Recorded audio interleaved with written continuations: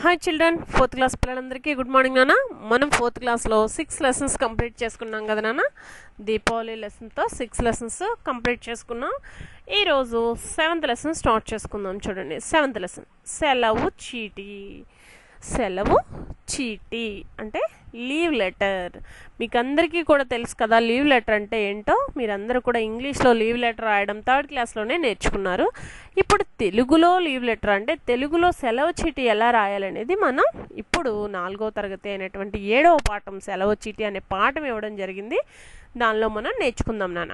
చూడండి, ఇక్కడ పిల్లలందరూ కూడా తరగతి గదిలో కూర్చుని ఉన్నారు. ఇక్కడ ఒక పాప మాత్రమే ఒక పేపర్ మీద సెలవు చీటీ రాస్తుంది. మిగతాళ్ళందరూ కూడా వాళ్ళ పుస్తకాలు ముందు పెట్టుకుని కూర్చున్నారు. ఈ పాపకి సెలవు కావాలని చెప్పి సెలవు చీటీ అనేది రాస్తుంది నాన్న. మీకు అందరికీ కూడా ఒకసారి తరగతి గది గుర్తు వచ్చి ఉంటుంది అనుకుంటున్నాను నాన్న. మేమైతే మిమ్మల్ని అందరినీ మిస్ అవుతున్నాము. మళ్ళీ పిల్లల్ని తరగతి గదిలో చూసిన జ్ఞాపకాలు గుర్తొచ్చినాయి నాకైతే. ఈ ఫోటో చూసిన వెంటనే మీకు కూడా గుర్తొచ్చి ఉంటుందని అనుకుంటున్నాను నాన్న.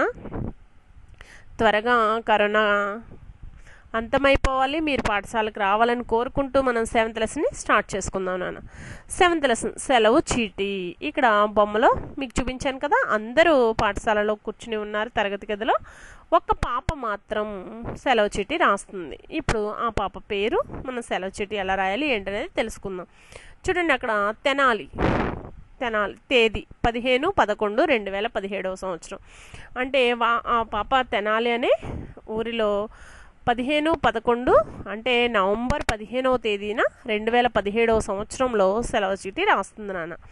ఎవరికి రాస్తుంది? గౌరవనీయులైన అంటే గౌరవంగా పిలువబడే వ్యక్తులు, తరగతి ఉపాధ్యాయుల వారికి. తరగతి ఉపాధ్యాయుడు, ఉపాధ్యాయురాలు ఎవరైనా సరే ఉపాధ్యాయుల వారికి. మున్సిపల్ పాఠశాల, ఆ పాప మున్సిపల్ పాఠశాలలో చదువుతుంది. మారిస్పేట తెనాలి అనే దానిలో మారిస్పేటలో, తెనాలి అనే గ్రామంలో మారిస్పేటలో ఆ అమ్మాయి చదువుతుందాన. ఆర్య అంటే అయ్యా. మా అక్క వివాహం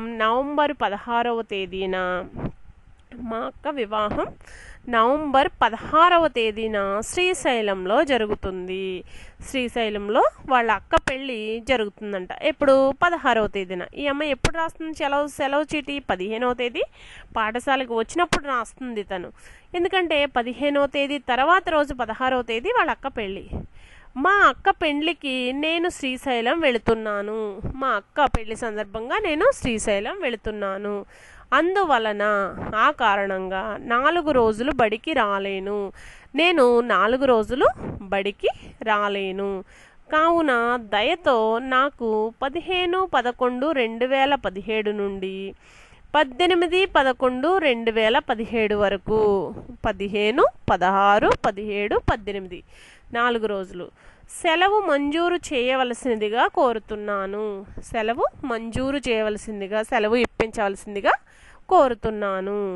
ధన్యవాదాలు. సెలవు కోరుతూ ధన్యవాదాలు తెలుపుతున్నాను.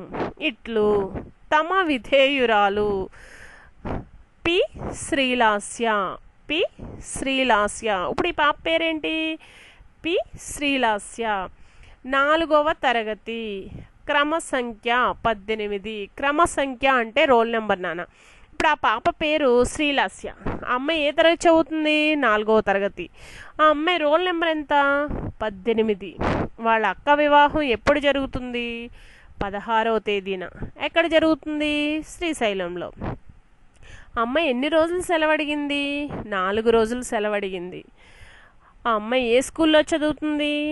మున్సిపల్ పాఠశాల. ఆ అమ్మాయి ఎక్కడ ఉంటుంది? మారిస్పేట, తెనాలిలో ఉంటుంది. ఇలా ఉంటాయి నాన్న క్వశ్చన్ అండ్ ఆన్సర్స్ అనేవి. మీరు ఒకసారి ఈ సెలవు చీటీని అబ్జర్వ్ చేస్తూ, ఆ పాప ఏ ఊర్లో ఉంటుంది, ఏ తేదీన సెలవు చీటీ రాయడం మొదలుపెట్టింది, అంటే ఏ తేదీన సెలవు చీటీ రాసి వాళ్ళ ఉపాధ్యాయులకు అందించాలనుకుందో ఆ తేదీ వేయాలి ఇక్కడ. అంటే ఆ రోజు డేట్ వేయాలి. ఎవరికి రాయాలనుకుంటుంది? ఉపాధ్యాయులకా, ప్రధాన ఉపాధ్యాయులకా? అంటే తరగతి ఉపాధ్యాయులకా, ప్రధాన ఉపాధ్యాయులకా? తరగతి ఉపాధ్యాయులకి. అంటే క్లాస్ టీచర్కి అనమాట. ప్రధానోపాధ్యాయులు అంటే పాఠశాల ప్రధానోపాధ్యాయులు అంటే ప్రిన్సిపల్ మ్యామ్కి. కానీ ఇక్కడ తరగతి ఉపాధ్యాయులకి క్లాస్ టీచర్కే తన లెటర్ రాస్తుంది. క్లాస్ టీచర్కి లెటర్ ఎలా రాస్తుంది? వాళ్ళ అక్క పెళ్లి జరుగుతుంది శ్రీశైలంలో, నేను వెళ్ళాలి, నాకు 4 రోజులు సెలవు కావాలి. చూడండి, ఇక్కడ విషయం ఏదైతే ఉందో మనం ఏ సందర్భంగా సెలవు అడగాలనుకుంటున్నామో ఆ సందర్భాన్ని మధ్యలో మ్యాటర్ రూపంలో రాయాలి.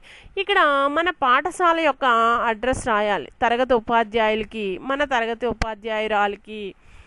ఇక్కడ మున్సిపల్ పాఠశాల ప్లేస్లో అలైట్ పాఠశాల, దోబచర్ల, ఆర్య.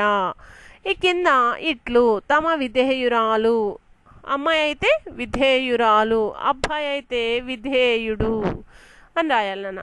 ఇలా సెలవు చీటీ రాయడం తెలుగులో నేర్చుకోవాలి.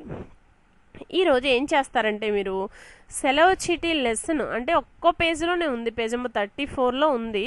చక్కగా ఇదంతా కూడా చదివి అర్థం చేసుకోండి. లాస్య వాళ్ళ ఊరేంటి, వాళ్ళ తరగతి ఏంటి, వాళ్ళ రోల్ నెంబర్ ఎంత, పెళ్ళి ఎక్కడ జరుగుతుంది, ఎప్పుడు జరుగుతుంది, ఎన్ని రోజులు సెలవు కావాలి, ఇదంతా కూడా అర్థం చేసుకున్నానా. నెక్స్ట్ రాబోయే క్వశ్చన్స్ అన్నీ దీని మీదే ఉంటాయి.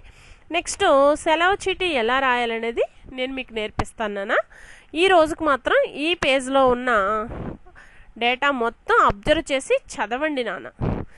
అంటే సెలవు చీటీ రాయాలంటే ఎలా రాయాలి, ఏ విషయం మీద రాయాలి అనేది అర్థం చేసుకుని ఒకసారి ఈ పేజ్ మొత్తం చదువుతారని అనుకుంటూ ఈ వీడియోని ఎండ్ చేస్తున్నానమ్మా.